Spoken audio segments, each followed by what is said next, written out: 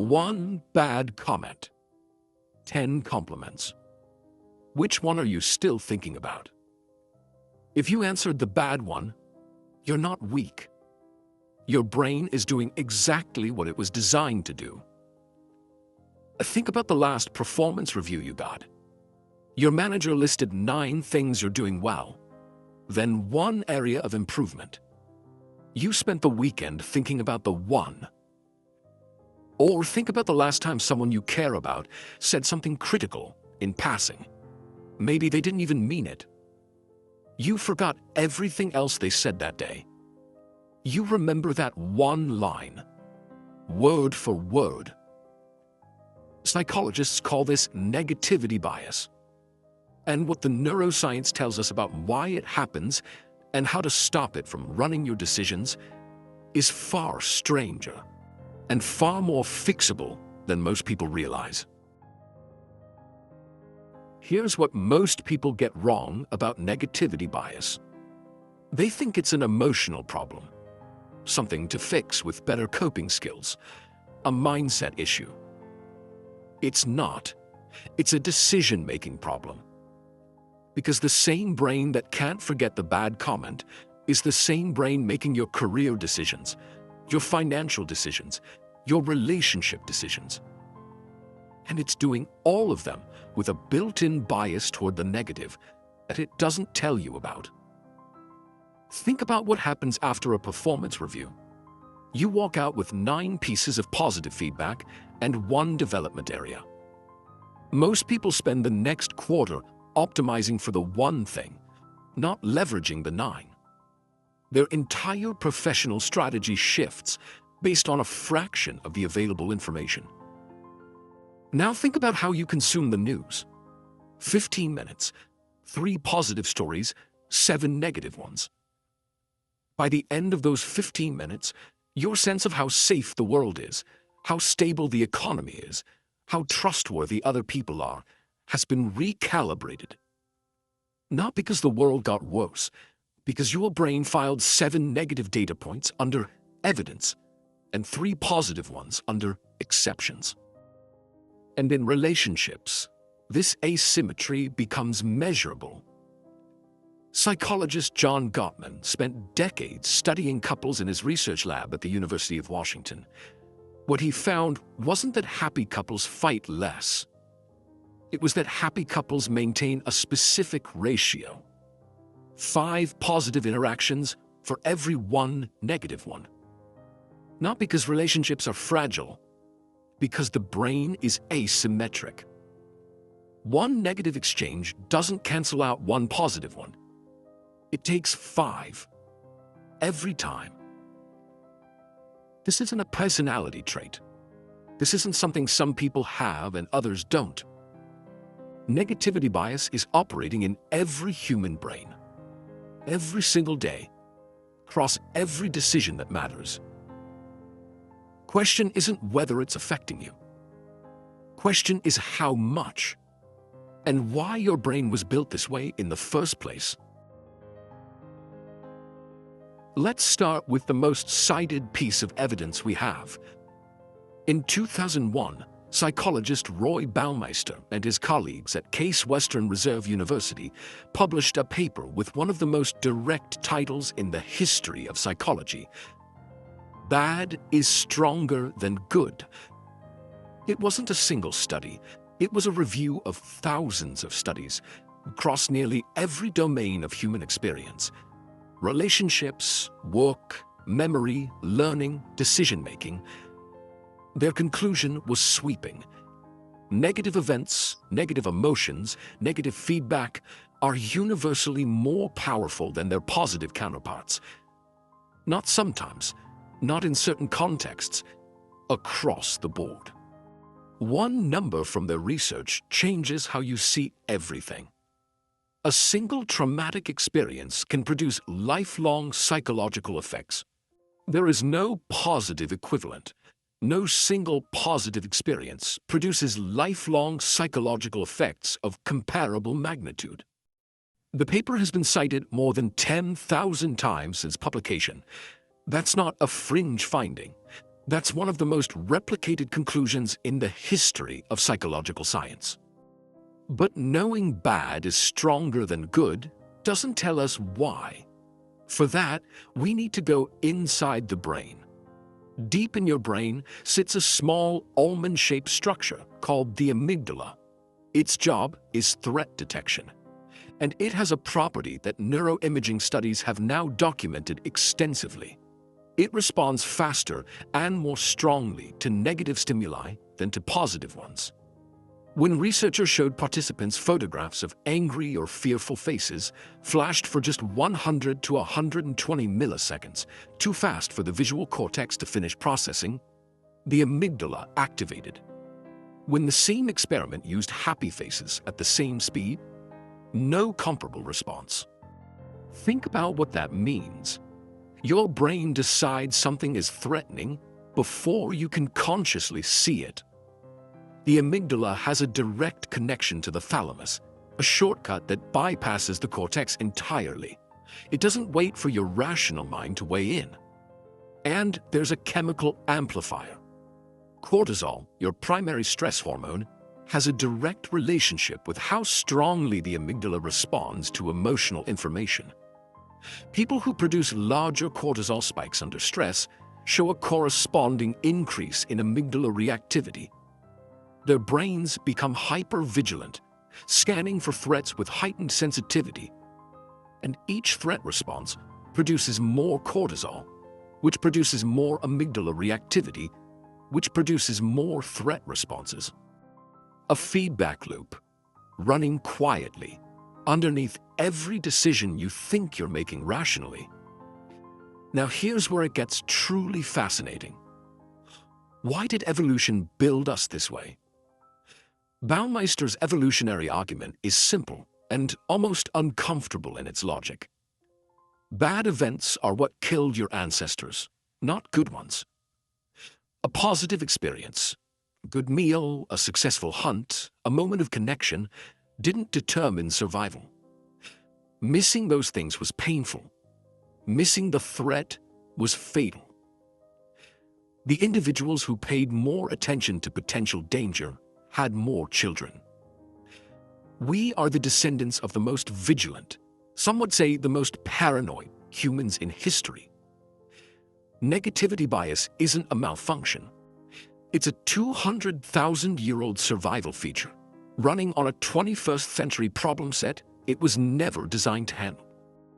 A negative comment on social media is not a predator.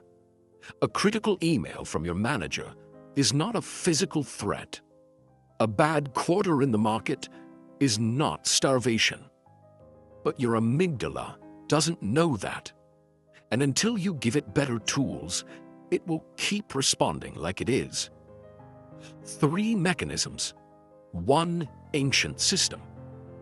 Negativity dominance, making bad information stickier than good. Amygdala speed asymmetry, processing threats before thought can intervene. Evolutionary mismatch, a survival circuit running on modern inputs it wasn't built for. Each one has a countermeasure, and each countermeasure has neuroscience behind it. Here's how to use them. 3 mechanisms, 3 countermeasures.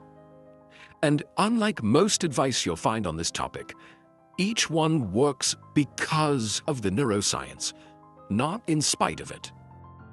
Countermeasure 1, positive portfolio practice against negativity dominance, Baumeister. In 2015, a study published in NeuroImage, one of the leading journals in brain imaging research, gave participants a simple instruction. Write down 3 specific things you're grateful for each day. 2 weeks of that practice. Then the researchers scanned their brains. What they found: increased neural sensitivity to positive information, measured by fMRI, up to 3 months after the practice ended. 2 weeks of writing, 3 months of measurable brain change. The mechanism: Gratitude practice increases activity in the ventromedial prefrontal cortex, the region involved in positive valuation, and strengthens the neural pathways used to encode positive memories. You are literally building new circuitry. Here's how to use it in a way that actually works. Specificity matters. I'm grateful for my job does nothing. Today, the meeting with Sarah led to a breakthrough on the project that's been stuck for 3 weeks. That encodes. At work, end each day with 3 specific wins. Not what went okay, what actually moved forward. In relationships, before raising a concern with someone you care about, ask yourself if you've acknowledged 5 positive things recently. Not to avoid the conversation, to balance the neural ledger before you open it. Countermeasure 2, name it to tame it. Against amygdala speed asymmetry. The amygdala fires before thought can intervene. That's the problem. So the countermeasure isn't to think faster, it's to use language. Neuroscientist Matthew Lieberman at UCLA ran a series of fMRI experiments showing that when people label an emotion, put a specific word to what they're feeling, amygdala activation drops measurably. Not suppressed, not ignored. Labeled. I'm feeling threatened. I'm feeling dismissed. I'm feeling like this is permanent when it's probably temporary. Labeling activates the prefrontal cortex, the part of the brain the amygdala was bypassing in the first place. You are manually engaging the system that regulates the system. In practice, when you receive negative feedback at work, before you replay it on the drive home, name exactly what you're feeling. Not, I feel bad. What specifically? When you check the news and feel your sense of the world shift, name that too. My amygdala just processed 7 negative headlines as evidence that the world is getting worse. Is it? Or is this the asymmetry talking? Countermeasure 3, cognitive reappraisal. Against evolutionary mismatch, Baumeister Ledoux. James Gross at Stanford University has spent decades validating one of the most powerful emotion regulation strategies in clinical psychology. It's called cognitive reappraisal. The core idea? Don't change what happened, change what it means. fMRI studies show that reappraisal, deliberately reframing the meaning of a negative event, reduces amygdala activation and increases prefrontal engagement.